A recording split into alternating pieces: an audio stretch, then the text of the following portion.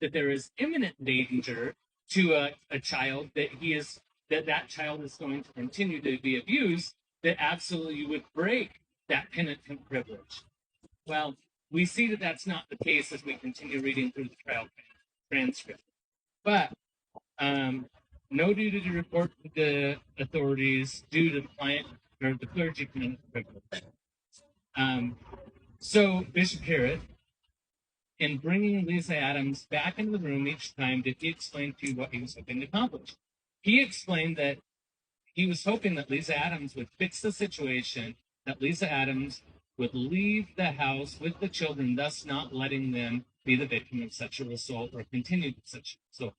Now the information conveyed to you by Bishop Harrod related to the Mormon Church is that there is an ongoing criminal investigation. So I'm going to read to you now. It says, did Bishop Harrod consider calling police? He did not. He did not. Did he give Lisa Adams? Oh, and I'm going to find this one that responds specifically to that one issue.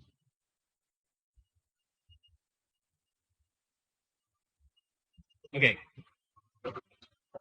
Did Bishop Harrod understand that Lisa Adams was successful thereafter in keeping her kids away from him?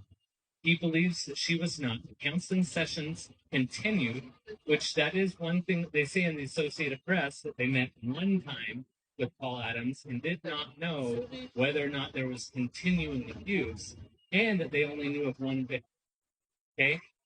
It says, she believes that she was not.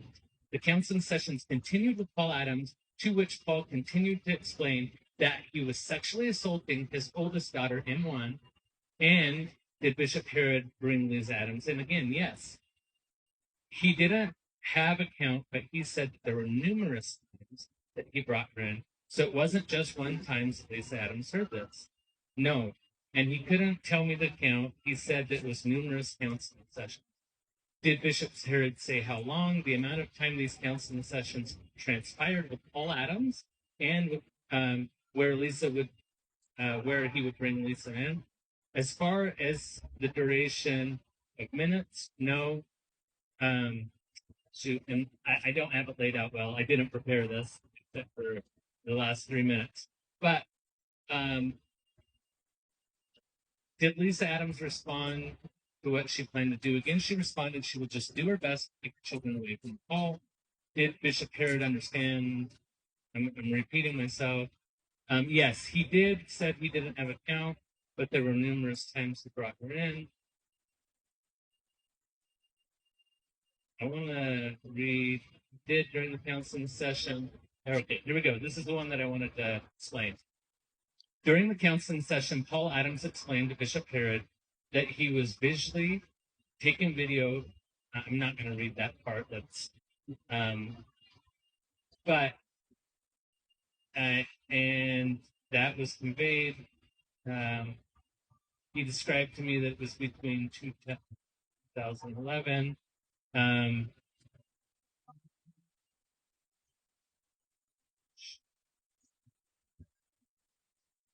All right, I'm lost in this. So the bottom line is this: the church knew, the bishop knew over multiple sessions, over multiple years, that not only was Paul Adams continuing to abuse his first child, but he was abusing the second child. They did state in this court transcript, which is really important to understand, that they knew that there was a second victim, that the second daughter was being victimized. The church did deny that in their Associated Press release. And the bottom line is this: they knew that it was continuing. They knew that it wasn't going to stop. And instead of doing anything to report authorities, they said nothing. They excommunicated him after a couple years of knowing that he was abusing children, yet they still reported to no authorities. Zero. People from New Zealand were the ones that actually had to report. Law enforcement from New Zealand contacted local authorities in Arizona to be able to tell what was going on with these children. It's disgusting when local authorities, local church leaders, we know at least 15 of them had to know. His bishops, there were two in that time frame, the stake presidency, and their 12 um, high councilmen that had to excommunicate. So that was known by 2014, and 2017 was when this was discovered. You don't have to lie. It's okay. President Nelson, stand up. It's okay to say we screwed up. It's okay to say we're going to repent.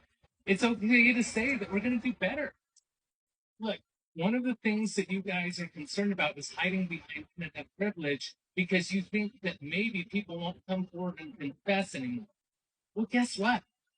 If you don't do anything about it to protect people, it doesn't matter whether they confess or not. Their soul is of no consequence to that victim. That has nothing to do with protecting children. One of the statements that you guys have made, or that you made in that Associated Press response, is that many people from outside of the church tell you how wonderful the church's protection system is. And I'm going to call BS on that. That's not true. Nobody thinks that calling your attorney first is the best way to protect victims. Unfortunately for you guys, there are leaked documents that were in discovery in one of your cases that show what questions are asked directly when people call the helpline. All of those questions have to do with the church's liability. None of them have to do. None of them have to do with protecting children. My children attend your church. I attended your church as a child. It's not okay. We love the people that are in the church. We want to protect them. We want to see the church progress into doing better things. We want it to be a safe place for people to be. Jesus Christ did not author the policy to call Kirtan Muhammad. I fortunately and unfortunately have had the experience talking to them over sexual abuse. They put on a good face. They say, "Oh, we are so sorry for you." Our stake president, our bishop, our area authority, all of these people that were supposed to stand up and help us and make sure that our children were protected, they all came back to us with the same kind of responses that were all crafted by church legal. That's why they all sounded the same. Yep. And I understand the protection of liability, but Jesus Christ said, "Give unto Caesar what is Caesar's."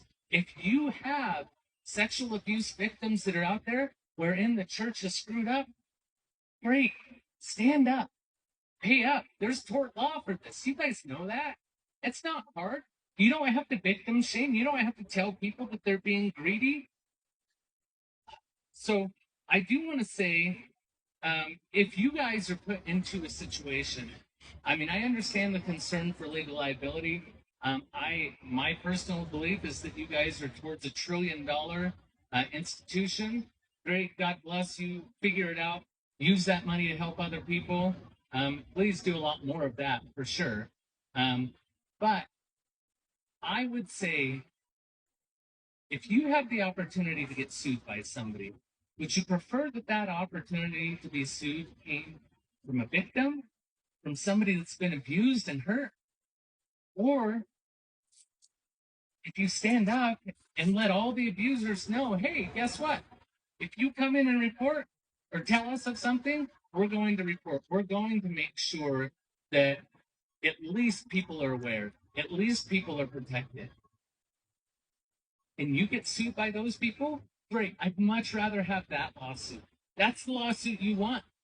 You don't want the lawsuit protecting sexual abusers. You want the lawsuit for reporting sexual abuse. You know, you guys sit in a high and powerful position, and for many of my friends and family, your authority is much, much higher than any other authority on this land. From that perspective, please make change. Make change. You can do it. Yes. Let's. You know, you're right.